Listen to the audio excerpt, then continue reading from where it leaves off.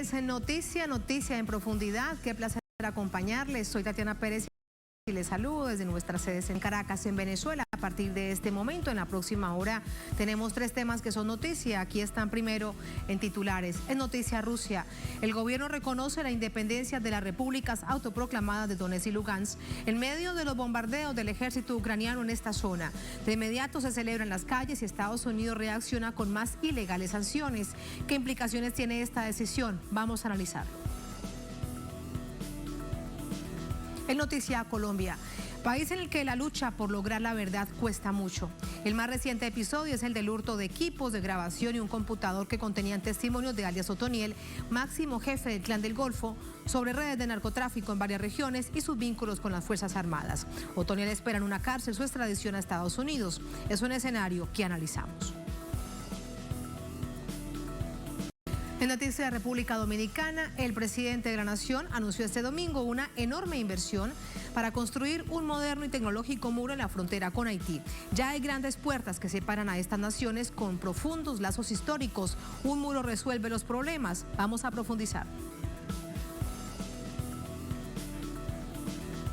Noticia casi comienza. Bienvenidos, bienvenidas.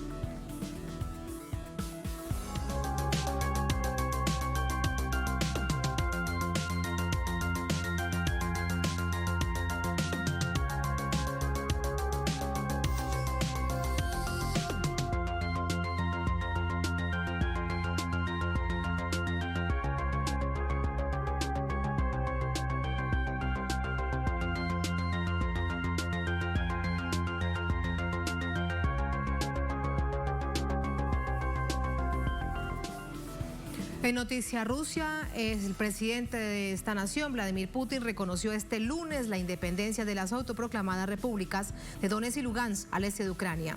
La decisión es un desafío a Occidente que amenaza a Moscú con nuevas ilegales sanciones. El presidente ruso exigió a Ucrania frenar las agresiones en la región del Donbass y firmó acuerdos de amistad y ayuda mutua con Donetsk y Lugansk, con lo que reconoció la independencia de las autoproclamadas repúblicas. Los que eligieron el camino sangriento y de violación no reconocen ninguna otra salida de la situación en Donbass, solo la militar. Y en ese contexto, yo considero reconocer inmediatamente la independencia de las repúblicas populares de Donetsk y Lugansk. Y pido a la Asamblea Federal ratificar los acuerdos de amistad y colaboración con las repúblicas. De inmediato, las potencias de Occidente respondieron con amenazas de fuertes represalias, entre ellas paquetes de sanciones a Moscú. La presidenta de la Comisión Europea, Ursula von der Leyen, señaló a través de Twitter que el reconocimiento de los 2 territorios es una flagrante violación del derecho internacional, la integridad territorial de Ucrania y los acuerdos de Minsk. Aseguró que la Unión Europea y sus socios reaccionarán con unidad, firmeza y determinación en solidaridad con Ucrania. En la misma línea, declaró el alto representante de Asuntos Exteriores de la Unión Europea. Las sanciones las pondré sobre la mesa y los ministros decidirán. Tengan en cuenta cuál es el proceso. Las sanciones están siendo aprobadas por el Consejo de Ministros de Relaciones Exteriores por unanimidad bajo la propuesta del alto representante, así que es mi responsabilidad. La hoja de ruta es la misma para el primer ministro del Reino Unido. El Reino Unido continuará haciendo todo lo posible para apoyar al pueblo de Ucrania con un paquete de sanciones muy sólido. Como saben, fortificando el flanco oriental de la OTAN en todas las formas que tenemos, pero también siendo uno de los pocos países que han dado a los ucranianos el armamento defensivo. Recalco que creemos que es apropiado para sus necesidades y seguiremos pensando en qué más podemos hacer para apoyar a Ucrania en lo que claramente es un momento muy oscuro y difícil.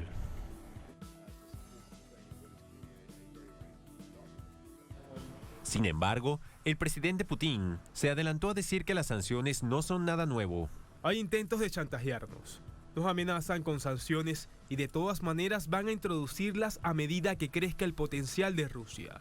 Y siempre habrá un pretexto para un ataque de sanciones o lo fabricarán independientemente de la situación en Ucrania.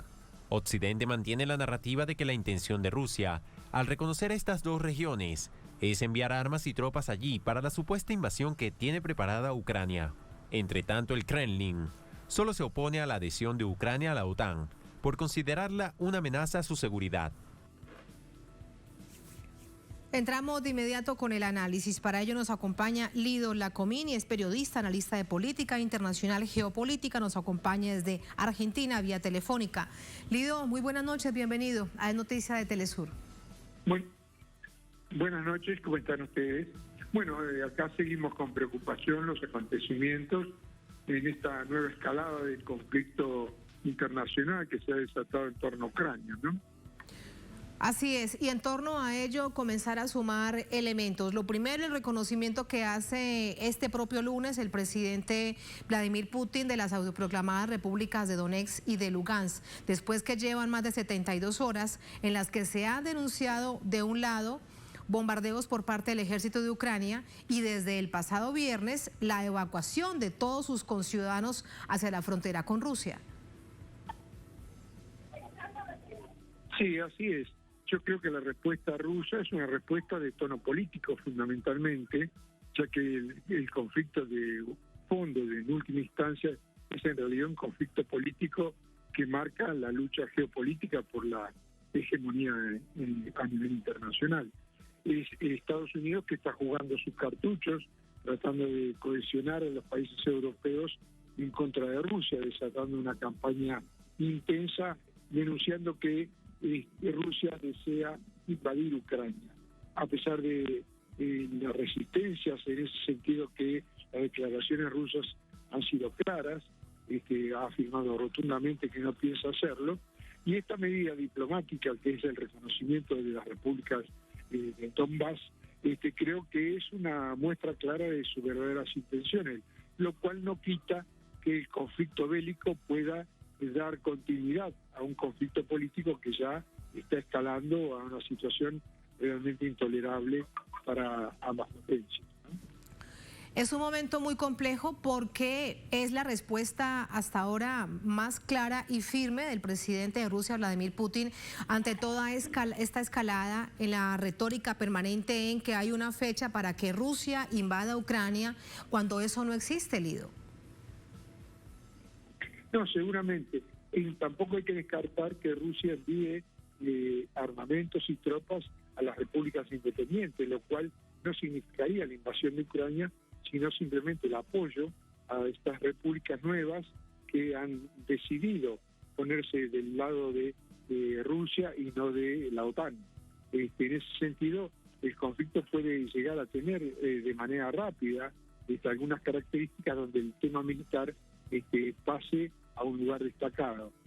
Creo que eso es el camino probable que esta escalada conduce, ya que Rusia no tiene más remedio que mantenerse firme en su posición y no ceder cuando la amenaza es el avance de la OTAN hacia las fronteras inmediatas de Rusia, a la amenaza a sus bases en el Mar Báltico y la instalación, ¿no es cierto?, de misiles en torno a su frontera. Es decir, no se puede separar el conflicto político de esta situación bélica a la que ha conducido la OTAN y sobre todo el empuje de Estados Unidos intentando cohesionar a Europa en torno a esta política agresiva. Lido, ¿crees que fue una nueva provocación por parte de Occidente, de la OTAN, a través de la operación de Ucrania para que Rusia tomara este camino? Sí, por supuesto. Yo creo que sí, que los bombardeos que se hicieron sobre Donetsk tienen ese claro signo. Es una provocación buscando evidentemente la respuesta militar para justificar la escalada bélica. O si no, que Rusia cediera posición. Es decir, quedaban pocas opciones. Si no había una respuesta firme en lo político y de seguir continuando esta situación, indudablemente también lo va a hacer en lo militar, que sería una situación de demostración de debilidad para Rusia, no tomar medidas, no dar pasos de respuesta a la altura del agravamiento de la situación que se está produciendo, ¿no? Y todo esto a nivel interno con respecto específicamente, Lido, a Ucrania, ¿cómo lo ves? Un país que tiene serios problemas económicos, un país que además tiene también serias divisiones por la rusofobia que se despertaba desde hace años en medio de no solamente decisiones de carácter político de gobierno, sino también de nuevos grupos que así lo hacen a través de distintas acciones? Bueno, indudablemente que es una forma de estimular la división, porque es cierto que en Ucrania hay rusofobia en un sector de la población, pero no podemos dejar de tener en cuenta que toda la región tiene un alto componente de poblaciones de origen en el rus, es decir, que son en lo fundamental simpatizantes de Rusia y no son de ninguna manera seguidores de la OTAN. Así que la posibilidad es de que se mantenga la unidad de Ucrania tal cual la hemos conocido, están cada vez más complicadas y más difíciles. Creo yo que es una política, por un lado, divisionista de su propio país, y por el otro lado me parece que la posición del gobierno ucraniano en este sentido es altamente peligrosa para su pueblo, es decir, coloca a la población ucraniana como carne de cañón en una disputa que los excede mucho, ya que el fondo de la disputa que hay acá no es entre Ucrania y Rusia, sino es entre la OTAN y Rusia en todo caso, y en última instancia desde Estados Unidos como potencia hegemónica occidental y los países emergentes que son China y Rusia. Claramente los objetivos que tiene el gobierno norteamericano. A propósito del gobierno de Estados Unidos, vamos a poner a través del Twitter lo que decía el presidente de Estados Unidos, Joe Biden. Hace muy poco lo decía. He firmado una orden ejecutiva para negarle a Rusia la oportunidad de beneficiarse de sus flagrantes violaciones del derecho internacional. Continuamos consultando de cerca con aliados y socios, incluida Ucrania, sobre los próximos pasos y legales sanciones que se anuncian entonces a través de una nueva orden ejecutiva del presidente de Estados Unidos, Joe Biden, en contra de Rusia. ¿Qué opinas, Lido? Bueno, yo creo que esa es una posición en realidad que encierra o encubre una debilidad, porque objetivamente los europeos tienen muchos intereses en este momento con mantener una relación más estable, por lo menos con Rusia, ya que dependen energéticamente en gran medida. Es decir, el invierno europeo es duro y difícil sin el gas y sin el apoyo energético que viene de Rusia fundamentalmente. Estados Unidos ha prometido reemplazar eso, pero todos sabemos lo que se ha provocado con esta situación, es decir, un alza muy fuerte en el precio del petróleo, un avance indubitable en el costo de la energía en todos los países europeos, y eso es malestar para sus propios pueblos, para las poblaciones, y por otro lado creo que es indetenible el avance comercial que China tiene en todo el mundo, no solamente en la región, en todo el mundo. Y digamos, estos son problemas de fondo, estructurales ya a esta altura, y difícil que eso se pueda contrapesar con la amenaza de sanciones. Creo que las sanciones en última instancia van a tener poco peso, dadas las características de la situación internacional y el tipo de interrelación que hoy tiene Rusia y que tiene China con el occidente europeo fundamentalmente. No hablemos de Estados Unidos, hablemos de Europa, y así lo ha demostrado inclusive las vacilaciones de Francia y Alemania por sumarse a las amenazas norteamericanas y al enfoque de una OTAN fuertemente confrontativa con Rusia. De hecho, hoy el bloque europeo, a través del jefe de Relaciones Internacionales o encargado de política exterior, el señor Josep Borrell, decía que había un acuerdo de los 27, incluso a nivel transatlántico, incluido, aunque no lo dijeran específicamente, por supuesto, Estados Unidos, en compañía de la OTAN. Decían que estaban unidos en la decisión de rechazar esta decisión del gobierno de Rusia de conocer la autoproclamación de las repúblicas de Donetsk y Lugansk. Se muestran como uno solo, pero bien sabemos sobre un punto específico que planteas, el gas, la energía y el petróleo que necesita Europa de Rusia. Y te pregunto entonces si también todo esto debemos verlo con el Nord Stream 2. Sí, yo creo que esto lo vamos a ver en el desarrollo del tiempo seguramente. Una cosa son todas estas declaraciones, este juego de presiones norteamericanas sobre el mundo. Inclusive lo hemos visto en la Argentina misma, ya han comenzado a haber presiones para que el gobierno de Alberto Fernández se pronuncie en el caso del conflicto a favor de los intereses de Estados Unidos.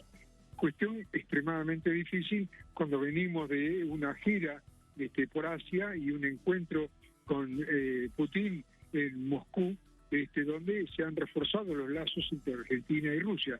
Eso no quiere decir que no van a continuar las presiones y las exigencias, haciendo valer la negociación con el Fondo Monetario Internacional y el peso de la economía norteamericana para torcer el brazo de los países occidentales y colocarlos a su favor. Esta es una pulseada que recién comienza, es un conflicto que está en una fase altamente peligrosa, pero de todas maneras está en sus inicios.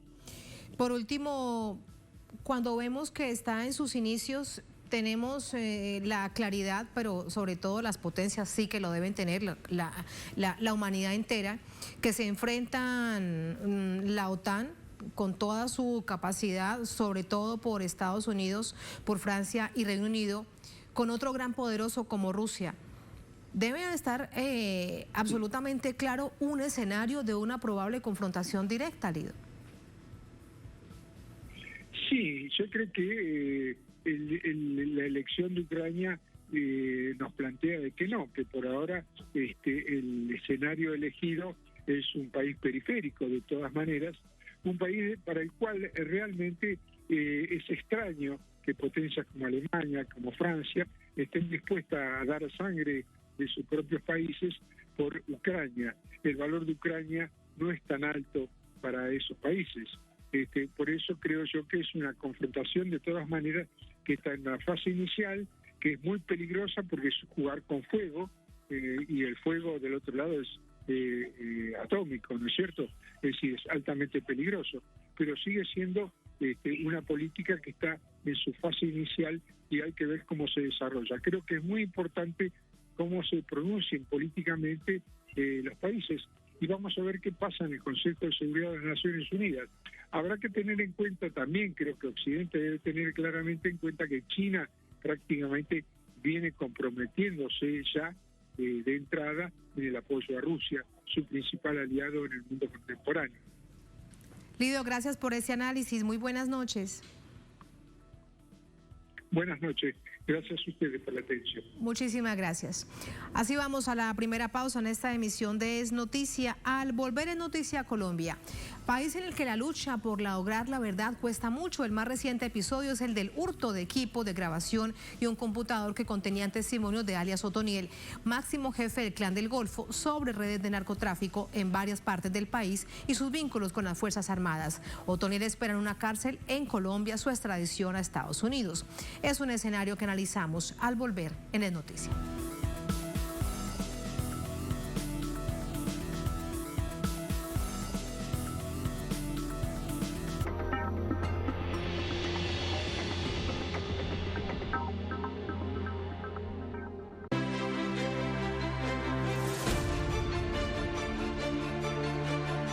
Nuestra señal es abierta porque Telesur siempre da más.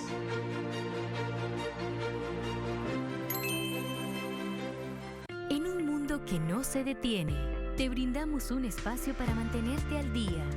Toma un momento, respira y cuida de tu salud física y mental. Equilibra tu bienestar y guía tu cuerpo. Martes. Solo por Telesur. Nos conectamos para compartir las noticias en vivo.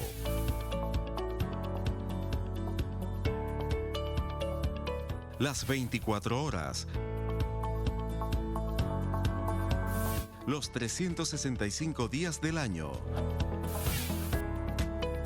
Síguenos ahora. Telesur siempre da más. Telesur trae a tu pantalla todo sobre el acontecer político, social y cultural del gigante latinoamericano. Nessa próxima edição vamos conversar com o vereador Relato Freitas, do PT de Curitiba, perseguido por organizar um protesto contra o bárbaro assassinato de um jovem congolês no Rio de Janeiro. Latitud Brasil, con Beto Almeida, miércoles, solo por Telesur.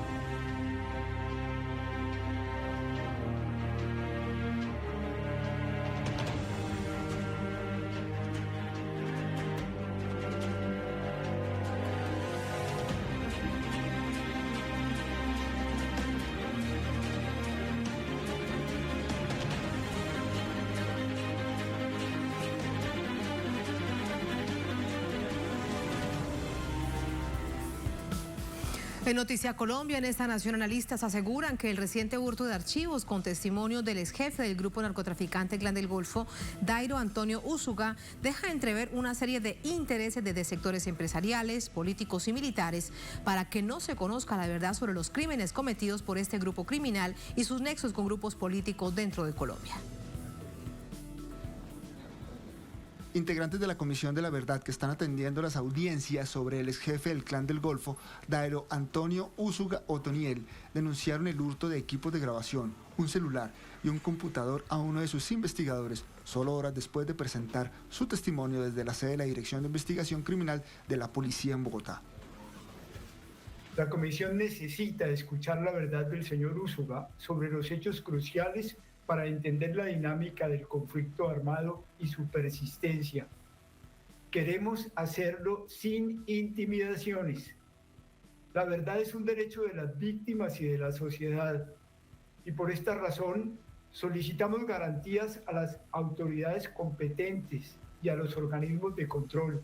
Todos llegaron ahí.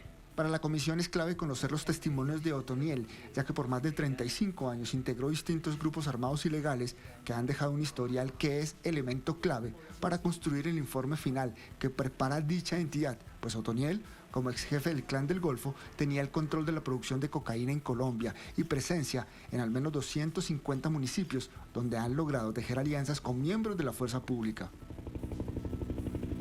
Hemos denunciado desde el año 2014 incluso que hemos iniciado las posibles relaciones entre la fuerza pública de distintos lugares del país y el Clan del Golfo. Lo denunciamos para el caso del Nudo de Paramillo, del Bajo Cauca antioqueño y el sur de Córdoba. Denunciamos la posible alianza en el Urabá y de hecho hace poco la Iglesia Católica denunció nuevamente la posible vinculación entre el Clan del Golfo y fuerzas militares, especialmente en el sur del Chocó. Alias Otoniel. Otoniel tiene orden de extradición a Estados Unidos por delitos de narcotráfico, lo que genera alerta entre algunos analistas, quienes aseguran que de llevarse a cabo este procedimiento se perderá la posibilidad de conocer la verdad para miles de víctimas del conflicto. Habría impunidad, sostienen. Impunidad le sirve a los miembros de las fuerzas militares, la impunidad le sirve a esos empresarios en esa región, que es una región de exportación de banano y de conexión con Panamá. Esos empresarios allá han estado vinculados a esas estructuras ilegales y pues él conoce esa historia, sabe quiénes financiaban, patrocinaban, fomentaban el paramilitarismo en Colombia. Al esclarecimiento de la verdad. Tanto la JEP como la Comisión de la Verdad hacen parte del Sistema Integrado de Verdad, Justicia, Reparación y Reconciliación, instituciones de justicia generadas a partir del Acuerdo de Paz, que buscan esclarecer la verdad del conflicto en el país, verdad que miles de víctimas de la región de Urabá necesitan saber y que para algunos militares, políticos y empresarios resulta incómoda. Hernán Darío Tobar, Telesur, Bogotá, Colombia. Entramos de inmediato con el análisis. Para ello nos acompaña Luis Fernando Quijano, es presidente de la ONG Corpad, nos acompaña desde Medellín, en Colombia.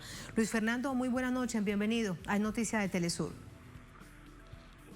Muy buenas noches a usted, a toda la mesa de trabajo y obviamente a todas las personas que siguen tan importante noticia. Muchísimas gracias. Luis Fernando, primero preguntarle su opinión acerca de dos hechos coyunturales para luego ir al fondo de esta situación que sin duda reviste gran preocupación por parte de organizaciones no gubernamentales, de derechos humanos, de víctimas, etcétera, etcétera. Una, ¿cómo se interrumpe la audiencia con alias Otoniel por parte de la policía? Y luego, al mismo tiempo, de manera paralela, la pérdida de computador, de archivos y de las grabaciones que había entregado alias Otoniel. Bueno, lo primero es que la policía obviamente está actuando mal, parece que no respeta lo que significa la Comisión de la Verdad, lo que significa todo lo que rodea la Justicia Especial para la Paz en Colombia, la JEP. Lo primero es que ahí hay una falta de respeto y desafortunadamente no hay una orientación clara de parte de la Dirección General de la Policía, ni menos aún del Ministerio de Defensa Nacional y tampoco de quien está al frente de los destinos del país, que es el presidente de la República, Iván Duque Márquez. No hay un llamado de atención, no hay una forma de decir respetar este trabajo tan importante que se está haciendo. que lo hace la Justicia Especial para la Paz, que lo hace la misión y que lo hace la Unidad de Búsqueda para los Desaparecidos.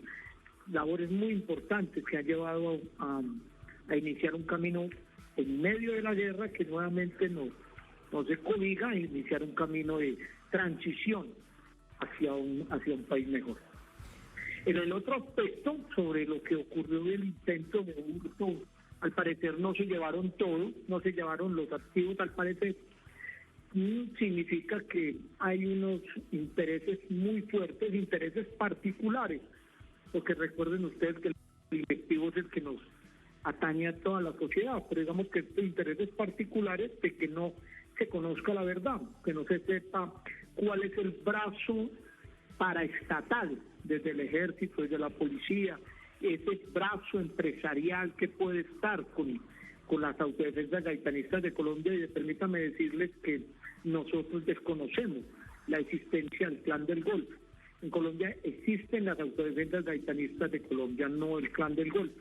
Desafortunadamente el gobierno le da nombre a todo, pero son nombres que no concuerdan con la realidad del país. Por donde van ellos, van las AGC, no va el Clan del Golfo. Pero déjeme decirles que muy grave el intento que se hace por acallar la verdad, por esconder las cosas, y le quiero decir que en este momento veo acá un primo de la Embajada de los Estados Unidos en Bogotá, reclamando la entrega de Otoniel, que prontamente se dé, pidiendo que ojalá sea rápido, porque lo quieren en Estados Unidos. Y si llega a Estados Unidos, pues obviamente la verdad se va con él, como se fue la verdad con tantos jefes paramilitares hace un tiempo en Colombia. En los años 2007, 2008, cuando comenzaron a decir la verdad y fueron extraditados a Estados Unidos. Ante el temor de que esto se repita, en todo caso hay una novedad en Colombia, es la Jurisdicción Especial para la Paz, donde está pidiendo pista alias Otoniel. ¿Hay alguna probabilidad que realmente, como él ha dicho, que quiere hablar y que quiere contar, por ejemplo, qué miembros de fuerzas militares están involucrados en el narcotráfico en Colombia? Ahora, ¿de qué manera debe rodearse todo esto para que él tenga esa posibilidad de hablar ante tal escenario? Mire, hay que decirlo claramente, primero un respeto muy profundo por la Justicia Especial para la Paz.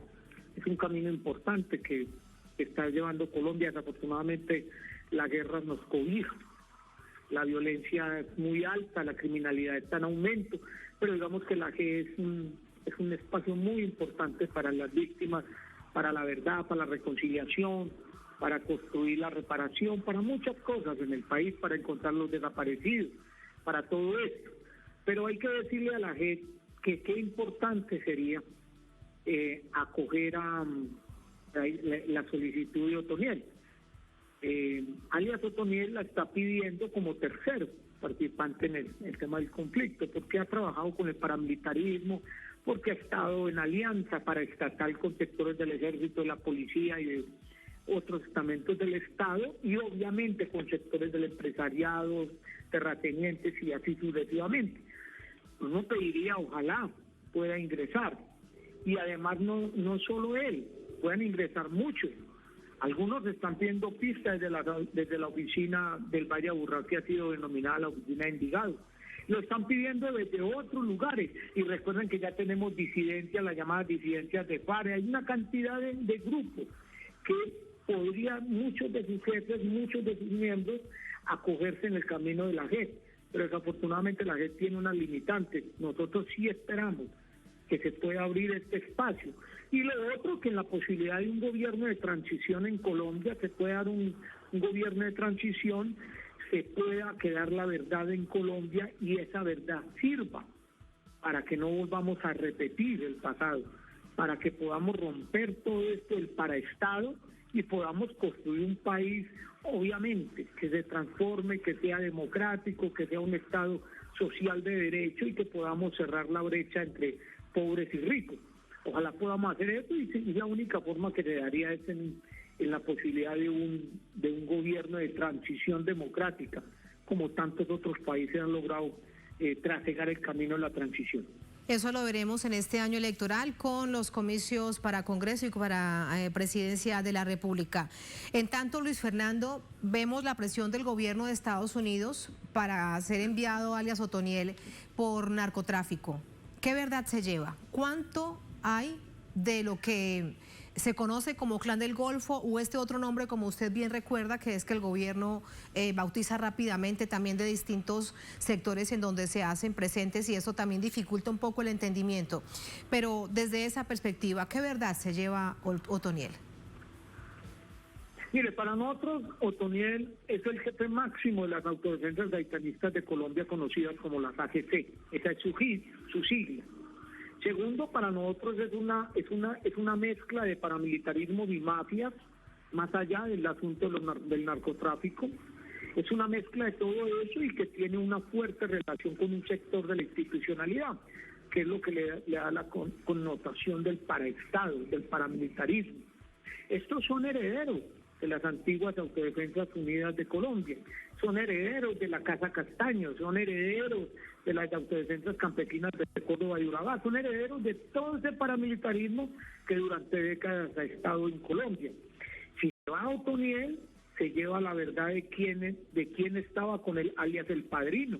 Recuerden ustedes que hay serios indicios de la Fiscalía General de la Nación que alias el Padrino era un comandante de las fuerzas militares de Colombia, el general Barrero Gordillo. Y con él otros generales al parecer estarían vinculados ahí, y también generales de la policía. Entonces, si se va a Otoniel, se va con él la verdad. Y la pregunta que nos queda es, ¿por qué Estados Unidos insiste en llevárselo? Porque no se lo va a llevar para el tema de crímenes de lesa humanidad, no se lo va a llevar por el tema de desaparición forzada, violación de derechos humanos, asesinato de líderes y lideresas sociales. Se lo van a llevar por narcotráfico, y para los, voy a decirlo así, para los Estados Unidos son muy pragmáticos. Negocian rutas, negocian un dinero, negocian un tiempo en la cárcel, delatar a una gente y ya. Puede ser una condena de 5, de 10, de 15, pero ahí va. Así termina siendo la mayoría de las extradiciones. Recuerden ustedes que en unos 50 años que lleva la llamada lucha contra las drogas ha sido un fracaso total, y la extradición también es lo mismo. O sea, esto no le ha servido sino a los Estados Unidos en parte, pero los países que llevamos la carga de la llamada guerra contra las drogas, y esos son los que llevamos la peor parte: los muertos, los desaparecidos, las víctimas, el conflicto, la guerra, la violencia, la criminalidad. O sea, no hay nada que nos favorezca. En esta medida lo que hay que pedir, ojalá en un gobierno de transición se cambien las reglas de juego para discutir con los Estados Unidos y poder hacerlo de una forma más que nos sirva a ambos, que les sirva a Colombia, que les sirva a Estados Unidos, que les sirva a la región, porque en últimas también nuestra primero, Luis Fernando, que no se extraditara, por ejemplo. Está involucrada. Primero, por ejemplo, Luis Fernando, que no se extraditara, que pagaran en Colombia por todos los crímenes, como sucedió con Salvatore Mancuso, con los exjefes paramilitares que se fueron. Luego no se sabe hasta ahora en Colombia si podrán o no, desde además la perspectiva de las víctimas, resarcir todos sus daños. Que se quedara primero en Colombia pagando por todos los delitos y crímenes de lesa humanidad, y luego que Estados Unidos lo condene por narcotráfico. Y allí permítame preguntarle, ¿existe alguna estadística, algunas cifras de los crímenes cometidos por alias Otoniel y el grupo que usted nos aclara quiénes son, pero en todos los titulares aparece como el Clan del Golfo? Sí, la primera, volvemos a lo mismo: el Clan del Golfo no existe en Colombia, existen las AGC, Autodefensa Gaitanista de Colombia, es la sigla que anda por arriba y para abajo. Lo otro que hay que decirlo claramente: Otoniel, siendo el máximo jefe de las Autodefensas Gaitanistas de Colombia, de que es una estructura de 7 a 10 mil miembros, pues obviamente han cometido todo tipo de vejámenes contra la población, han asesinado líderes sociales, han atacado incluso a la fuerza pública, han hecho desplazamientos forzados, han cometido crímenes de lesa humanidad. Y sí hay que tener y hay que buscar que ellos sean desmantelados. Recuerden que una forma de desmantelarlos se trató de hacer con alias Otoniel y con las AGC. que fue el proceso que se truncó y que era la posibilidad del desmantelamiento de las AGC, finalizando el gobierno de Juan Manuel Santos. Unos intereses poderosos no lo permitieron, pero lo que necesitamos es que se quede Otoniel, obviamente responda, pero también sea el puente que necesita Colombia para desmantelar a las AGC, porque permítame decírselo, las AGC no están desmanteladas, no tienen los días contados, las AGC están más activas hoy que antes. ¿En todo el país, Luis Fernando? ¿Tienen presencia en todo el país? En muy buena parte de la geografía nacional, en las fronteras con Venezuela, en la frontera con el Ecuador, en la frontera con Brasil, en la frontera con el Perú. Obviamente estamos rodeando una estructura de mucho poder económico, de mucho poder militar, de muchos miembros y con protección oficial. Y recuerden ustedes que la protección oficial son la que permite el crecimiento y fortalecimiento de las AGC. Capítulo sobre la vinculación empresarial que aún se desconoce. Luis Fernando, muchas gracias por ese análisis, muy interesante. Siempre quedamos con más preguntas en el tintero. Gracias, muy buenas noches. Muchas gracias a usted, una buena noche y siempre estamos dispuestos aquí a acompañar tan importante noticiero internacional. Muchísimas gracias. Así vamos a la última pausa en esta emisión de Es Noticia. Al volver en Noticia, República Dominicana, el presidente de esta nación anunció este domingo una enorme inversión para construir un moderno y tecnológico muro en la frontera con Haití. Ya hay grandes puertas que separan a estas naciones con lazos históricos, un muro que resuelve. Vamos a profundizar en ello al volver en Es Noticia.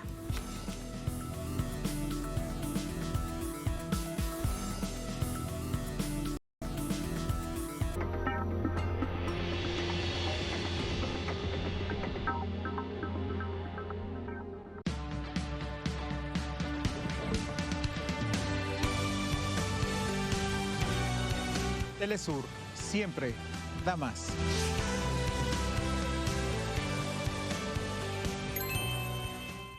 Diariamente ocurren sucesos que influyen en nuestro entorno.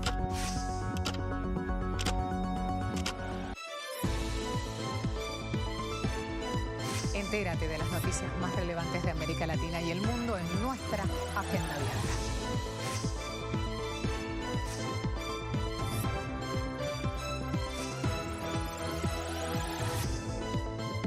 Interactúa con nosotros a través de nuestras redes sociales.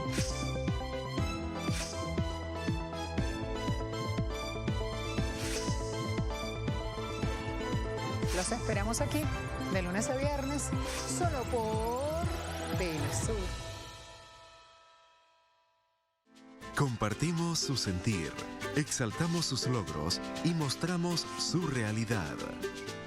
Nuestro enfoque es global y nos mantiene en sintonía con los pueblos. Los países caribeños también reciben nuestra señal.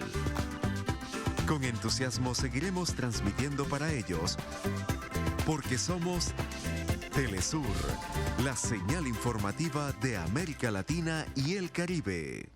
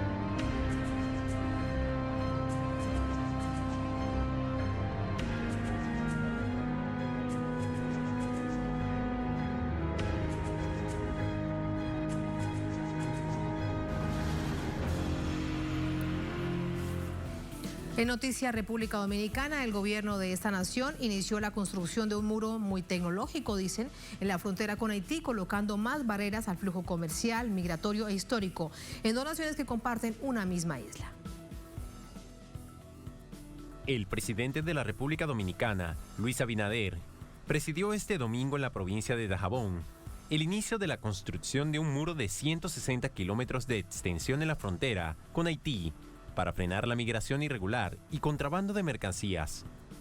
El muro tendrá unas 170 torres de vigilancia y control, 71 puertas de acceso, una verja física de hormigón armado y una estructura metálica de una altura de 3,90 metros, que el presidente Abinader llamó inteligente y será inaugurado un año después de la promesa hecha por el mandatario en ese sentido. Abinader justificó así el muro. Apostamos por la construcción de una verja inteligente en la frontera. Una verja que beneficiará a ambos países porque permitirá controlar de forma mucho más eficiente el comercio bilateral, regular los flujos migratorios para combatir así las mafias que trafican con personas, hacer frente al narcotráfico y a la venta ilegal de armas y proteger las crianzas y sembrados de los ganaderos y los productores agrícolas. La primera parte constará de 54 kilómetros de muro físico con 19 torres de vigilancia, 10 puertas de acceso con 54 caminos para patrullaje y será construida en unos 9 meses. La inversión en la primera etapa es de $30,8 millones. El presidente dominicano agregó que en una segunda etapa será licitada e iniciada su construcción en el segundo semestre de este año, aunque adelantó que esta semana se instalará un sistema avanzado de control biométrico para registro de las personas que entren al país por los pasos fronterizos regulados, un sistema diseñado por la empresa transnacional alemana Dermalog. Abinader expresó que República Dominicana no puede hacerse cargo de la crisis política y económica de Haití, ni resolver el resto de sus problemas, dando la espalda a su vecino fronterizo. Vamos a Santo Domingo con nuestra corresponsal Daisy Tucen. Daisy, muy buenas noches. Más detalles te queremos pedir y además si hay redacciones, si las hay, con respecto a esta decisión que toma el gobierno. Decía a través de un tuit la víspera el presidente Luis Abinader que lo había prometido en campaña y bueno, que ahora él está cumpliendo.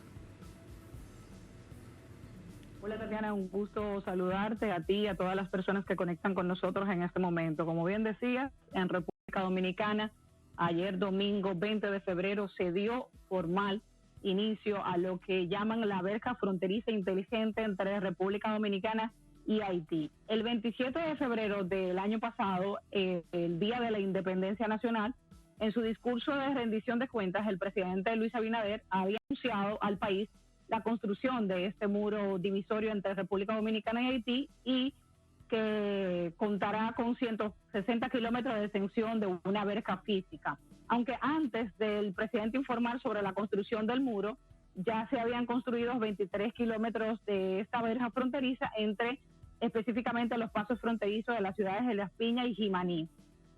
Pues ayer domingo en Dajabón, ciudad fronteriza, se dio el primer picazo para la primera etapa del proyecto con un nuevo diseño que pretende integrar una verja física con sistema de iluminación dentro, centro de mando, control y sensores de movimiento, cámaras de videovigilancia, radares, torre de comunicación, otros puntos como unidades de áreas no tripuladas, cámaras de reconocimiento facial y además la infraestructura a lo largo de la línea fronteriza. Y es importante señalar, Tatiana, que la frontera entre República Dominicana y Haití tiene una extensión de 380 kilómetros que hasta el momento tiene puertas en 5 puntos fronterizos custodiados por militares dominicanos y en los que ha habido de hecho denuncias de corrupción desde los que estaban para custodiar la frontera hasta los funcionarios de esa zona cuando han sido llevados casos a la luz pública por entrega de visas o carnet de residencia de manera irregular, sobre todo a migrantes haitianos. Otras nacionalidades también se ha mencionado, pero sobre todo con el país que compartimos la misma isla. La verja física consistirá en un muro de hormigón armado, así lo anunció el presidente, y una estructura metálica que tiene una altura de 3.90 metros. Y también anunció que tendría 170 torres de vigilancia y control. La primera parte, que constará de 54 kilómetros de verja física en 19 torres de vigilancia, tendría 10 puertas de accesos con 54 caminos de patrullaje y esta anunció el presidente que sería construida en unos 9 meses con una inversión de más de 1.750 millones de pesos dominicanos, que es el equivalente a unos 31 millones de dólares. Abinader también había agregado que una segunda etapa estaría siendo licitada durante el segundo semestre de este año. Según las autoridades, con la construcción de esta verja, Tatiana, se pretende controlar y limitar las actividades comerciales tanto ilícitas como ilícitas. Escuchábamos al presidente hablar en este momento sobre el tráfico de personas, drogas, armas, entre otras tantas cosas. Y el presidente ha señalado que el plazo de tiempo para realizar la verja y controlar lo que ha llamado los graves problemas de inmigración ilegal, narcotráfico y tránsito de vehículos robados que padece el país es de 2 años para poder, según sus propias palabras, lograr protección de nuestra integridad territorial que llevamos buscando desde nuestra independencia, en palabras textuales del presidente.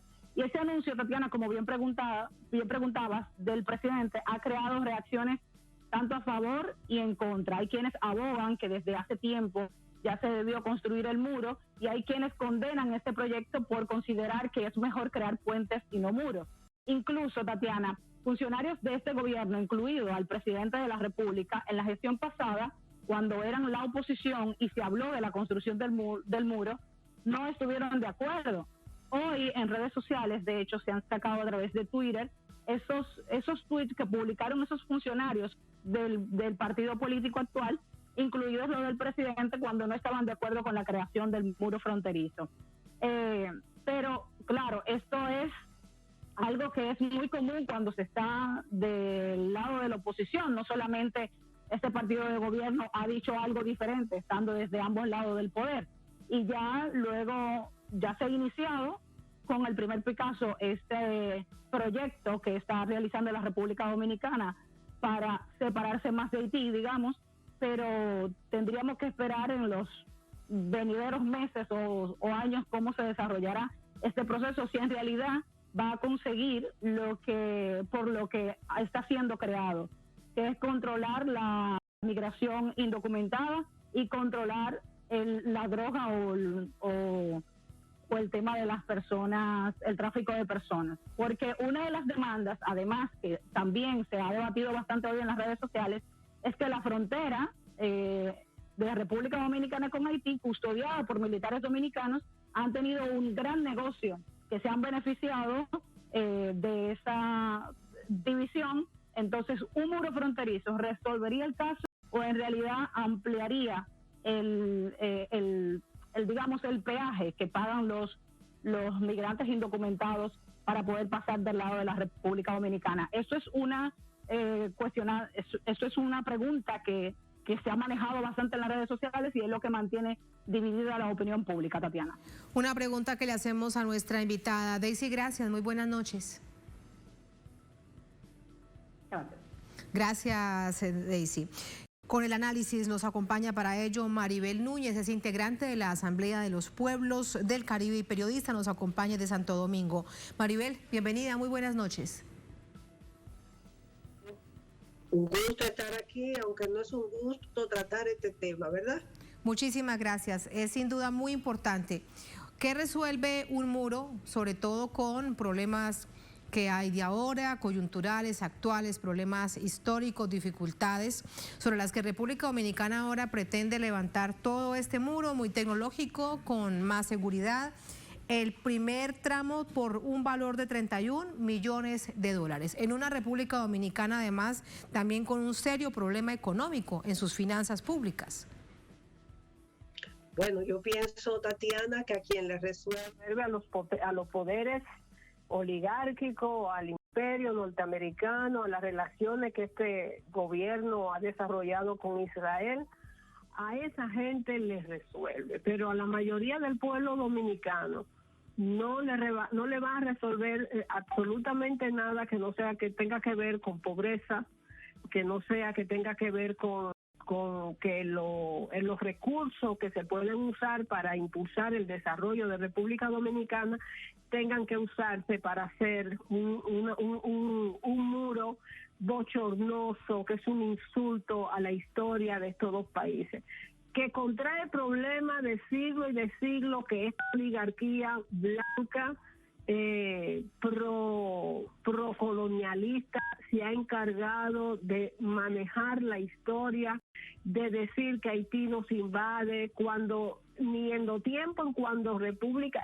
ni en los tiempos de cuando nosotros éramos colonia, que era Santo Domingo, Saint-Domingue francés y Santo Domingo español. Ni en ese tiempo se puede hablar siquiera, cuando ocurrió la ocupación del 9 de febrero de 1844, ni siquiera en ese tiempo se puede hablar de invasión, porque lo que había era una lucha antiesclavista, cuando lo que había era una lucha en contra del colonialismo.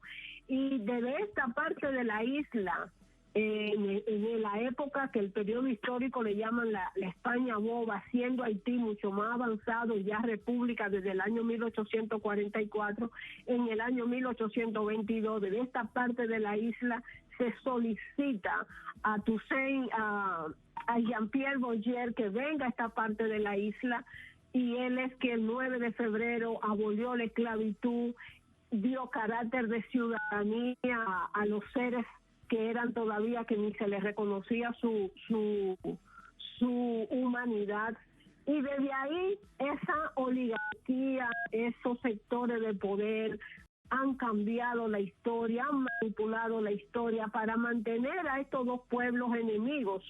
Pero ambas oligarquías de ambos lados de la isla, cada vez que hay un golpe de Estado, si analizamos el golpe de Estado a Juan Bosch en el 63, podemos encontrar esa relación de esas ambas oligarquías y los sucesivos golpes de Estado en Haití, los sucesivos golpes de Estado aquí. Es decir, que las situaciones políticas que ocurren en ambos lados, esas oligarquías se ponen de acuerdo. Pero ahora parece, Maribel, permíteme preguntarte algo, pero allí, en todo caso, desde la política de República Dominicana, parece que es un golpe más a la situación interna, no solamente política, sino complejísima, de carácter económica y social que está viviendo Haití. Es un portazo más. Mira, lo del muro, aquí hay unos sectores fascistas que desde los tiempos de Trujillo lo han promovido.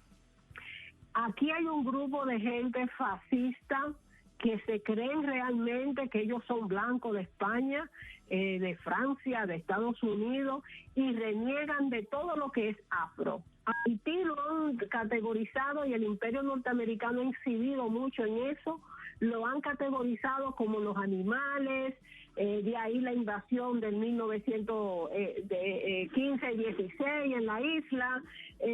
Haití no va a proveer la mano de obra porque son negros, esclavizados, y los mulatos, de este lado los mulatos, lo que ellos ven como españoles, eso no van a proveer la tierra, y ese rejuego de la política es lo que han mantenido. Es decir, que lo del muro sencillamente es que llega un tipo Trump, Luis Abinader, que dicho sea de paso es gobierno hoy gracias a las maniobras que hizo Mike Pompeo y Donald Trump en este país para que él fuera presidente. Aquí hubo una especie, yo siempre lo he dicho, aquí hubo una especie como de golpe de Estado. Cuando aquí se da la llamada de Mike Pompeo, todavía el PLD, con todo y sus críticas que se le pueden hacer de robo y de cosas y de situaciones, todavía el PLD tenía